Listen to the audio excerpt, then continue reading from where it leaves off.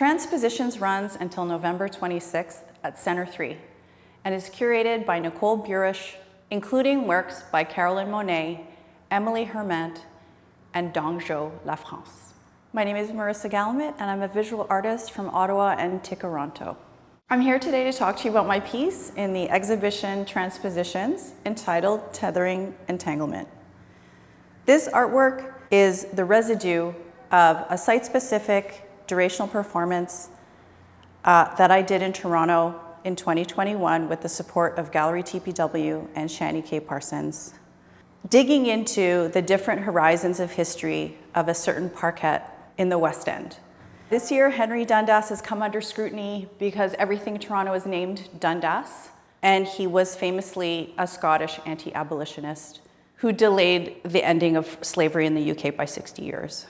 What was interesting in this site was that it was a very idyllic small parcel of land with swings, chess tables, and beautiful greenery, seemingly innocuous, but their namesakes tied to oppressive structures, incarcerated folks, and slavery. When I looked even further into the history, I realized that Brockton Village, where the parkette is located, also was the site of a rope factory in the early 1900s.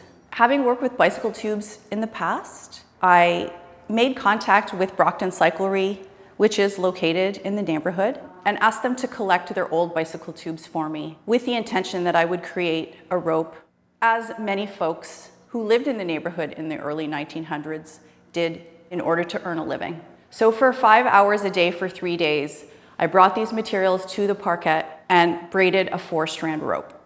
The interesting thing with this material, by keeping the bicycle valves on, was that I produced a sculpture that revealed to me an ominous and dangerous quality, one of violence and possibly alluding to a weapon of some sort, which tied it directly back to the history of the namesakes of the parkette.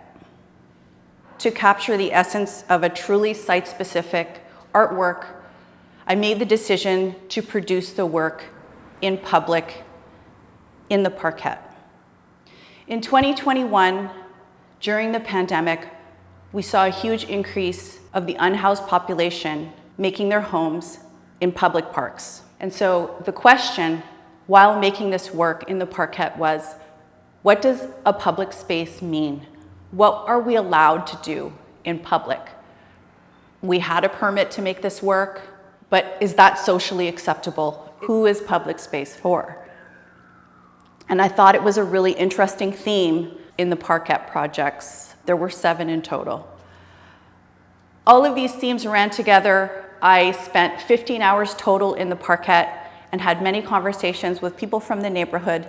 Yula Benivolsky created this documentation video for me. How I feel about this sculpture is that this is my documentation of my time spent in the parkette.